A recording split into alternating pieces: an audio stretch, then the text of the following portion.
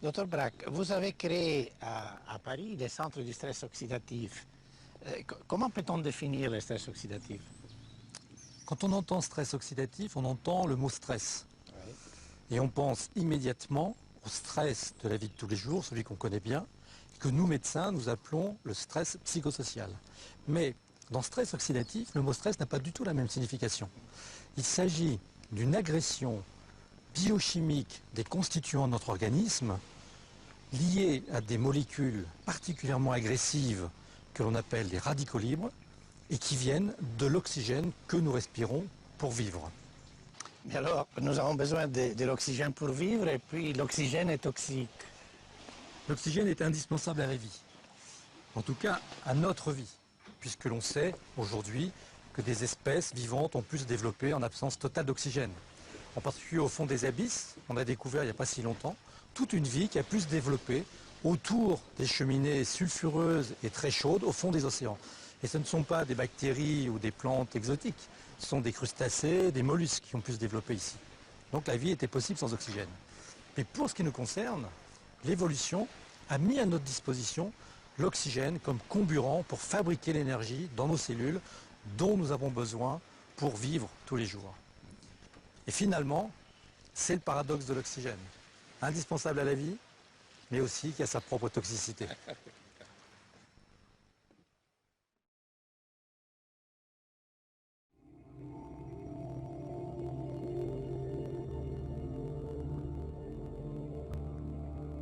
L'oxygène que nous respirons est indispensable à la vie.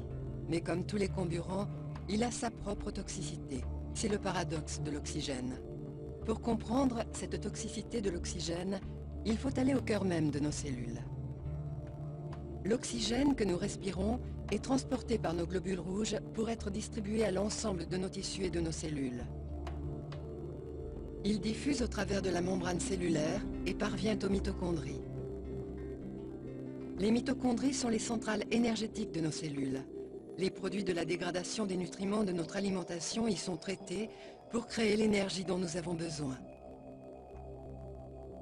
La dégradation des nutriments libère une grande quantité d'énergie qui est récupérée et transmise à nos mitochondries sous forme d'électrons hautement énergétiques.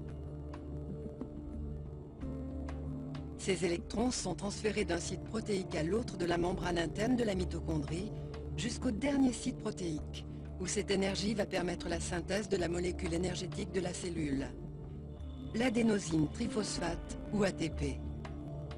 Le dernier site protéique, appelé cytochrome oxydase, est le site où intervient la quasi-totalité de l'oxygène que nous respirons.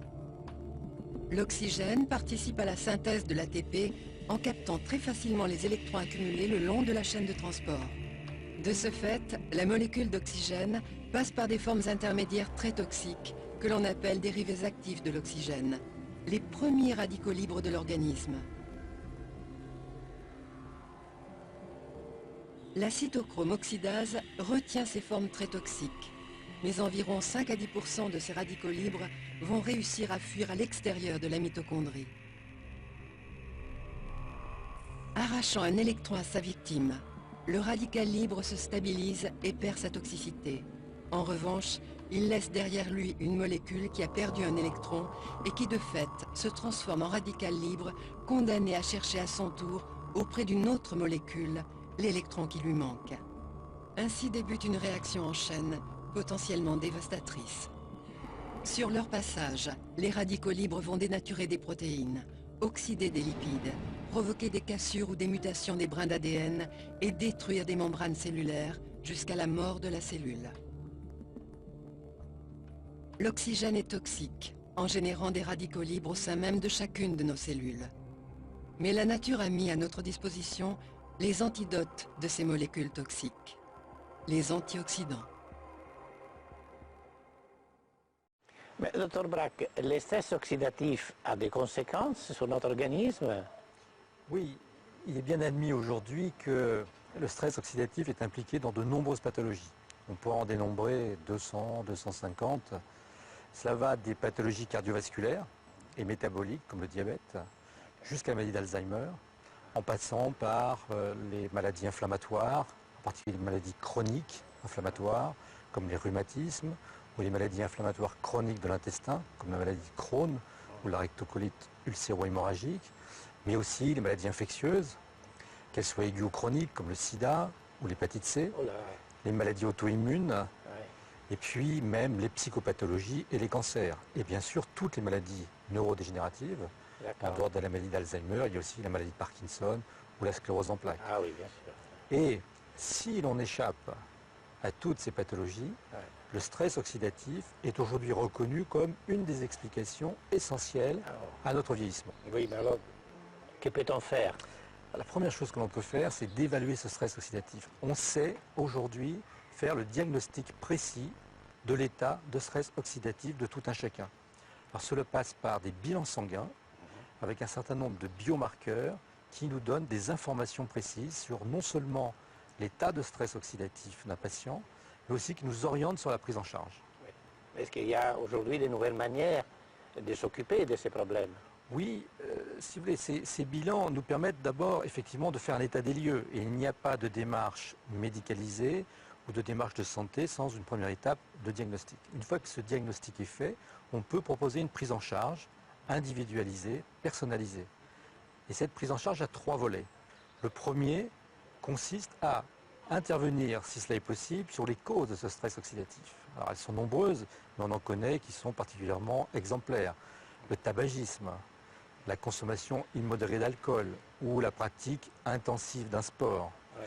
Le deuxième volet est essentiellement nutritionnel, car il faut savoir que la plupart des antioxydants dont nous avons besoin pour nous défendre ou nous protéger contre un stress oxydatif se trouvent dans les fruits et les légumes. C'est la raison pour laquelle on préconise aujourd'hui d'avoir une alimentation particulièrement riche en fruits et en légumes. Et cela ne suffit pas toujours, et de temps en temps, il est utile et nécessaire de complémenter ces apports par des antioxydants en supplémentation. D'accord. Bon, on peut dire qu'on est à l'aube d'une innovation et d'une nouvelle manière de s'occuper de notre santé? Tout à fait, et même plus, car pour nous, désormais, il n'y aura plus de stratégie de prévention de toutes ces maladies dégénératives, et en particulier les maladies inflammatoires chroniques, dont on sait que la fréquence augmente avec l'âge. Comme il n'y aura plus non plus de prévention active du vieillissement, sans une lutte acharnée, impitoyable contre le stress oxydatif.